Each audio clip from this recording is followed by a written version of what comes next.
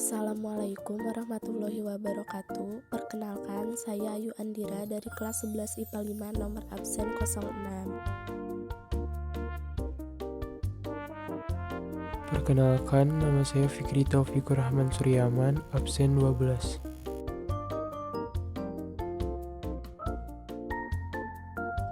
Halo, nama saya Mizia Salsabila, absen 18. Assalamualaikum warahmatullahi wabarakatuh. Perkenalkan, nama saya Pramudita Nanda Herdian dari 11 IPA 5, nomor absen 25. Terima kasih.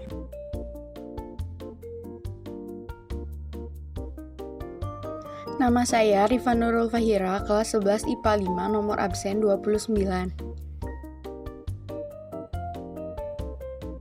Assalamualaikum warahmatullahi wabarakatuh. Perkenalkan, nama saya Salma Safa Anjani, nomor absen 30. Pengertian fauna Australis. Sebutan fauna yang mempunyai asal dari bahasa Latin tersebut memiliki definisi sebagai alam hewan. Sedangkan Australis mempunyai pengertian sebagai wilayah atau sebuah area tempat tinggalnya makhluk hidup yang berada di zona Australis dan sekitarnya.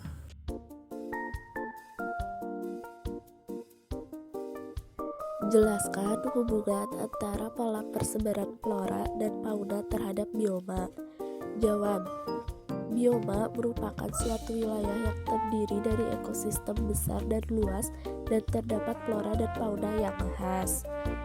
Bioma terbentuk akibat adanya perbedaan letak geografis, iklim, intensitas matahari, dan curah hujan. Persebaran flora dan fauna memiliki hubungan yang sangat erat dengan bioma.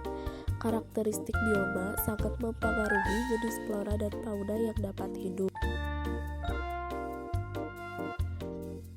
Sebagai contoh, bioma gurun memiliki ciri-ciri meliputi wilayahnya didominasi batu atau pasir, memiliki curah hujan sangat rendah, intensitas matahari sangat tinggi, dan tingkat penguapan tinggi.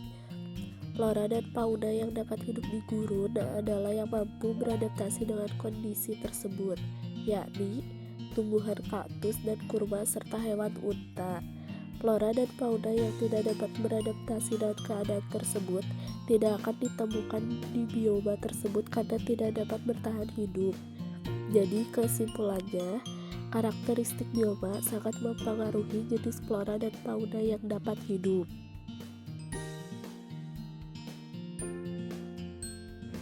Tuliskan parameter yang sering digunakan oleh para biografer dalam mengklasifikasikan zona vegetatif.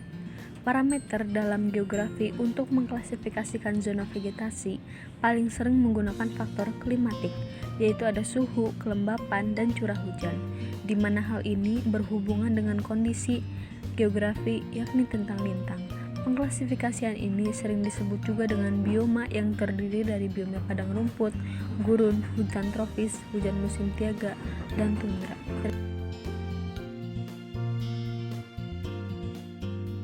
Apa sajakah zona vegetatif yang hingga saat ini diakui oleh sebagian besar ahli? Jawaban: 1. Hutan hujan tropis, 2. Hutan musim, 3. Sabana atau stepa, 4. Taiga, 5. Tundra, 6. Gurun.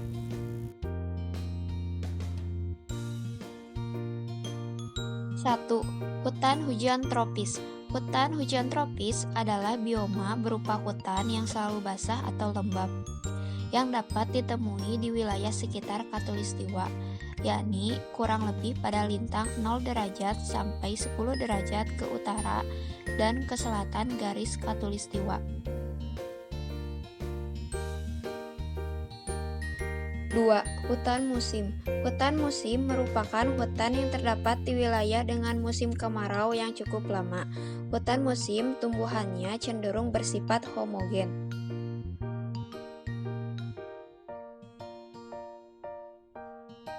3.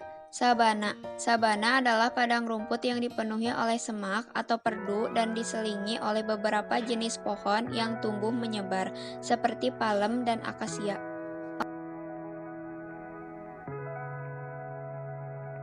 Stepa. Stepa adalah suatu dataran tanpa pohon, mirip dengan prairie, walaupun suatu prairie umumnya dianggap didominasi oleh rumput tinggi, sedangkan stepa umumnya ditumbuhi rumput pendek.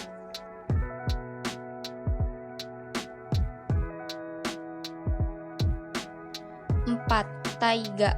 Taiga adalah bioma yang tersusun atas satu spesies seperti konifer, pinus, cemara, dan sejenisnya. Semak dan tumbuhan basah sedikit sekali, sedangkan hewannya antara lain rusa besar, beruang hitam, beruang coklat, rubah, serigala, dan ajak.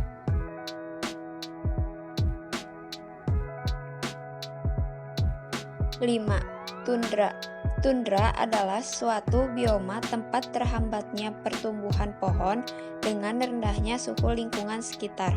Tundra terdapat di wilayah bumi sebelah utara, juga ditemukan di dekat Antartika, dan terdapat di puncak pegunungan yang tinggi. 6. Gurun. Gurun, padang gurun atau padang pasir adalah suatu daerah yang menerima curah hujan yang sedikit kurang dari 250 mm per tahun. Gurun dianggap memiliki kemampuan kecil untuk mendukung kehidupan.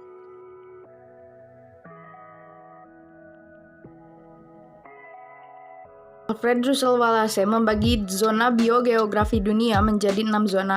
Tuliskan dan jelaskan cakupan lokasi zona-zona tersebut. Zona pertama yaitu zona neartik yang persebarannya ada di Amerika Utara dan Greenland yang tertutup salju. Jenis faunanya adalah beruang coklat, berang-berang, tupai salamander, bison, karibu, kelinci, dan kalkun. Zona kedua yaitu zona australis yang persebarannya ada di daerah beriklim tropis dan sebagian beriklim sedang, seperti Australia, Selandia Baru, Papua, Maluku, dan Oseania. Jenis faunanya ada kanguru, koala, buaya, platypus, wallaby, burung pengisap madu, dan kasuari. Zona yang ketiga yaitu zona neotropik yang persebarannya ada di sebagian daerah beriklim tropik dan iklim sedang di Meksiko Selatan, Amerika Tengah, dan Amerika Latin. Jenis-jenis faunanya ada kukang, armadillo, kelelawar pengisap darah, siamang, piranha, terenggiling, anaconda, kura-kura Galapagos, dan belut listrik. Zona yang keempat yaitu zona paleartik. Persebaran hewannya bervariasi karena suhu tinggi dan curah hujan bervariasi, yaitu di wilayah Eurasia dari kutub utara hingga Himalaya, Afghanistan, Afrika, Inggris, Jepang, dan Selat Bering. Faunanya ada lynx, landak, rusa kutub, bison, kambing gunung, panda, serigala, kelinci kutub, dan burung pelatuk.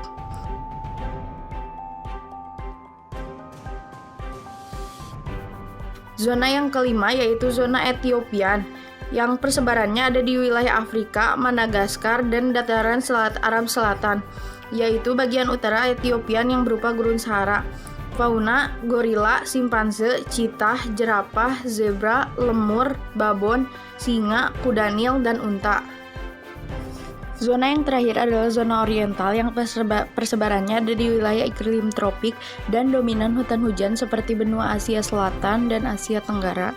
Faunanya adalah badak, harimau, orangutan, bekantan, dan gajah.